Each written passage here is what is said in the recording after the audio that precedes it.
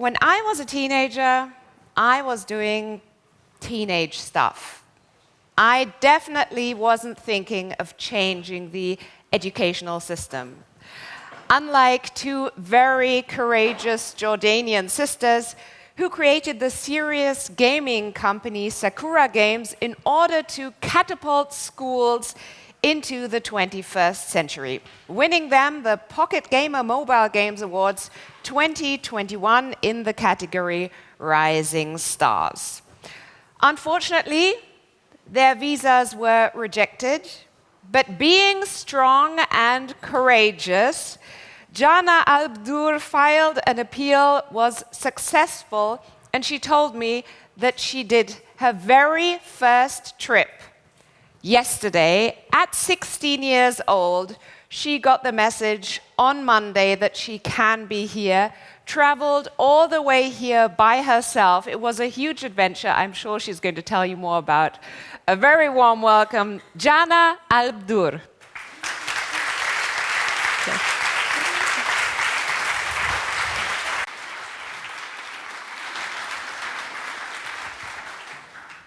Hello, everyone.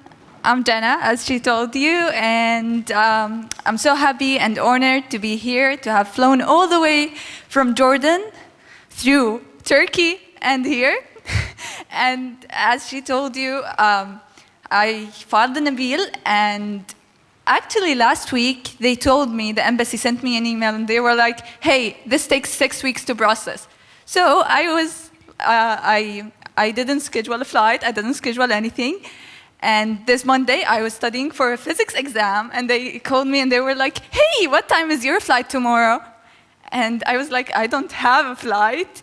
Yeah, come pick up your visa, it's ready. So it was very shocking. And until I got on the plane, I wasn't sure if I actually was going to travel, because it was all so shocking. I stayed up all night because the trip was at 2 in the morning, and then I had to stop, and I had no idea all the things you have to go through to get a ticket. And at the airport, it was so complicated, just going through the steps. And then when I reached Turkey, it was even more complicated. Nobody spoke English. And the airport was so huge, but thankfully, I have a sister who's studying there, so she understands Turkish, and she helped me around the place. But it took like the first hour that I was there to find the exit. and actually, I only came with a backpack, and its strap broke down in the airport in Jordan. And so I also had my sister bring me some bags to replace them, and I just threw all my stuff in the new bag she got me in the airport, and then just ran to find my flight. And it was late. They said they would be boarding at like 30, and they were very late to board, and I was waiting the whole time.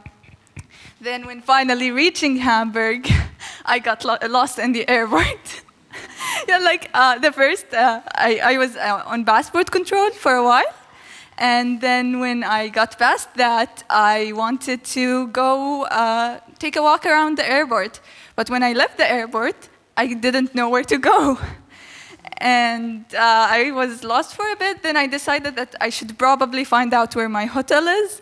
And so I went to the train station, and I couldn't buy a ticket because it didn't accept my credit card.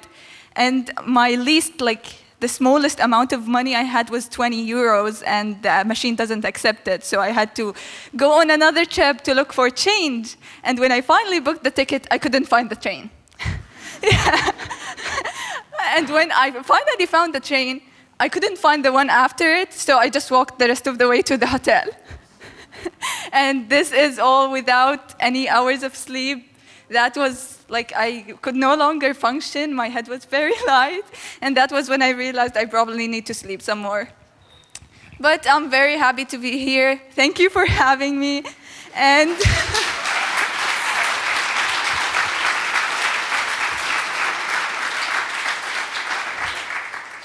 Thank you. And now I would love to ask you a very small question.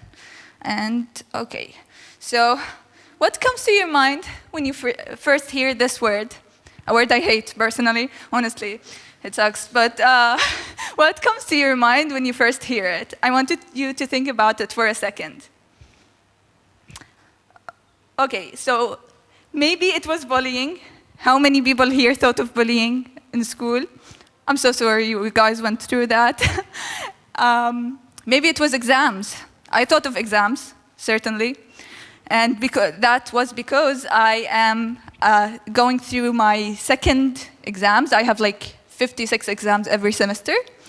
And they're like first month, second month, third month, and the finals. And I'm going through my second month exams. So by being here, I'm failing financial studies and biology. And I don't think I really care, honestly. I'm also thinking about the fact that when I have an exam, as soon as it's finished, all the information is deleted. It's like a factory reset for my brain. And I think that's the fault of school. Because in school, they teach you how to memorize and then empty it on an exam paper. They don't teach you how to learn. And we think that games do that better than anything. They teach you teamwork, they teach you strategizing, and they teach you many things. Even though we make educational games, we also believe that non-educational games are very, very beneficial. So, let me tell you, this is how schools were in the 1900s. Just students staring at a teacher on a board, and they still are. 2019. Maybe we have now like more puzzles, or like we have better screens instead of what we used to have, but it's still exactly the same textbooks, no games, not fun at all. Like there's this quote that all children go to school with fertile minds and excitement and willingness to take risk. And as soon as the first day is finished, all that dies with them. Like honestly, I remember first week of school, I no longer wanted to go to school. Like first week, I was super excited. And I was finally going to do what my big sister was doing. But then it all died as soon as I hit them. Talking about my sister, this is us when we were kids. This is the start of all things. The one who looks like a cinnamon roll but could kill you, and she's the one who looks like she could kill you but is a cinnamon roll. So I'm the one in yellow. Sham, is the one in green. And we were just like any other kids. We had this nearby park. We would go to it, play, jump around, all normal kid stuff. And then, next slide, okay. I don't know why she's pixelated, but not bragging, totally not bragging. We were excellent at school, and aside that, we had from like a couple of extracurricular activities like kung fu, boxing, and learning languages. I was learning French. I don't remember a thing from it, but we did do some cool things. And 8 years passed. We were still at that same park, doing nothing. Just this normal stuff. But our father, he didn't like that. He encouraged us to do something more, to find a career for ourselves and to try doing things before life got too busy for us. So in 2015, we finally listened to him and we looked for something to do, which led us to journalism. In journalism, we worked with a couple of agencies, so we would go to some event about children and we would attend it, interview the organizers, and write about it later on an online magazine. And while working in journalism, we found out about another really cool field that I still like, actually. In 2016, it was dubbing and voiceover. So like, we would put our voices in Arabic over the original content, so Arabic speakers can watch it easily, comfortably. And also, while in journalism, I became interested in programming, and I learned 5 languages, which at 10 years old, which I don't exactly remember any of, but I use a new better language, and I'll tell you about it later, but I used to know 5 languages. I guess that accounts for something. Also, my sister, she became interested in 3D animation and design and art, and she got so interested that she studied so hard to get the Autodesk Maya professional certification, which is a very hard thing to get, and she got it. And that was 2018. I think that was really impressive. Okay, so we started in 2017, and we're really proud that we started that early because we got to see all the change that happened to the educational system since then. Even though we didn't have that big of an impact on it, COVID mostly did all the work here, because now, aside from wearing masks in schools, people started becoming more comfortable with the idea that games could be helpful in classes. But the fact that we didn't have an impact on the educational system doesn't mean we didn't have an impact in general. So now I'm going to tell you about our impact. This is one of our first games, starting with the classics. It's Crimson. And I don't know why we called it that. That's the color of blood, but I have no idea why we called it that. It's a kids game. It teaches colors, letters, shapes, and numbers in Arabic and English. It was nominated for and won a couple of awards. And that was the start of when we started feeling the impact we were making, because we had this mother come to us and she was like, my daughter loves your game. She plays it all the time and she learned from it so much that she brags to her friends, that the mother brags to her friends about how good her daughter is with shapes and numbers and letters. And that made us really happy. Even though it's a small thing, it actually helped us create more and more, which leads us to Cargill Garage. We created it with an international publisher. And it's about, we're trying to change a stereotype that women can't work in garage. It's about a woman who owns a garage, and she fixes things. You help her fix things, so you learn things that are applicable to real life scenarios. And it was proudly nominated for the Women in Games Global Game Awards, Best Game Developed by Women or a Female Team. And most of all, it helped us, it taught us how to fix cars. I actually learned to fill the car pressure, tire pressure, experimenting on my dad's car. Yeah, but he was near enough that he would fix it if I broke anything. And we had this woman come to us, and not come to us, she sent us, and she told us that she had a head injury, and this game was helping her learn again how to fix things in a fun way, fix car things in a fun way, which makes me wonder what she used to do before the accident, but that's beside the point. This is also one of our projects, Biogame Adventure. It's about biology, obviously. And it's like a series of simulation and games about biological interactions. We made it when Sham was in her senior year because she couldn't memorize all the cell names, and we tried to fix that issue. And we also have been tried working on other types of games. And since we started, we've been trying to motivate others and speak about our experience in events like Booked Gamer Connects with Microsoft and with other events. And we also have been in a couple of online ones.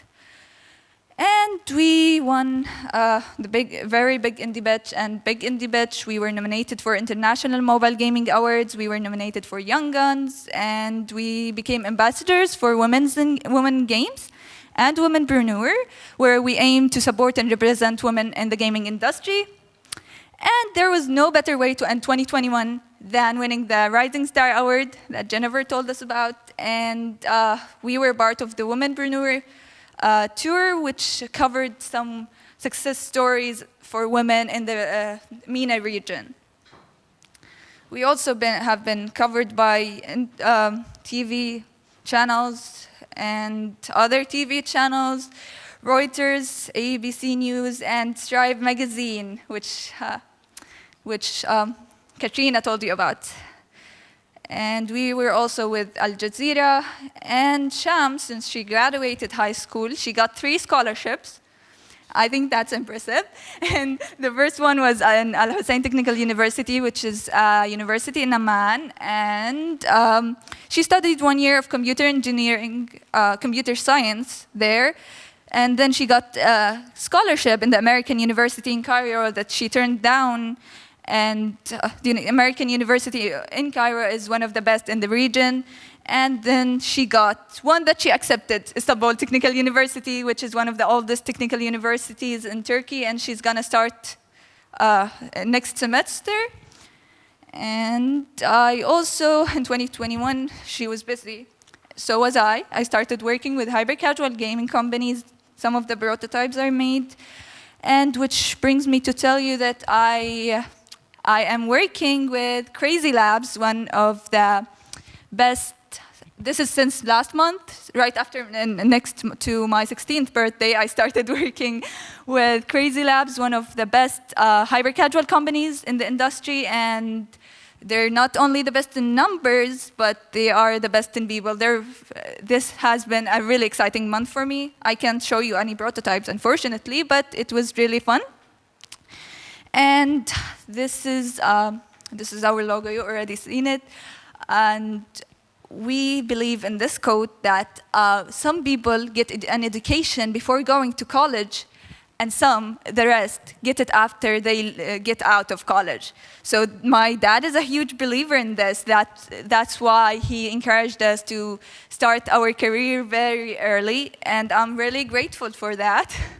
And if you don't remember anything from my very short time up here, you can remember this, that we are Sakura Games. We make entertainment games to make education more enjoyable and interactive. And this is our contact information. You can always find us on LinkedIn and Instagram. LinkedIn mostly.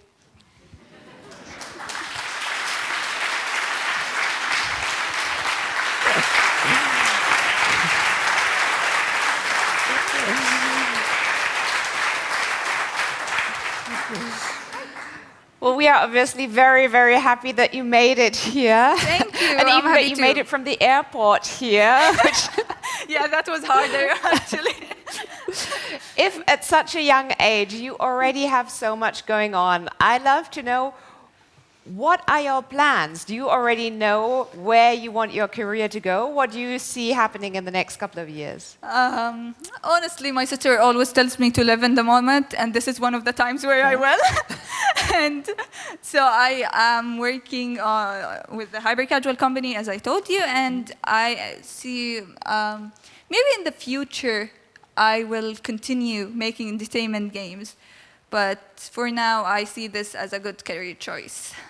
Well, I think it's very good to live in the moment. I hope you can enjoy Hamburg, don't get lost, and make it back safely as well.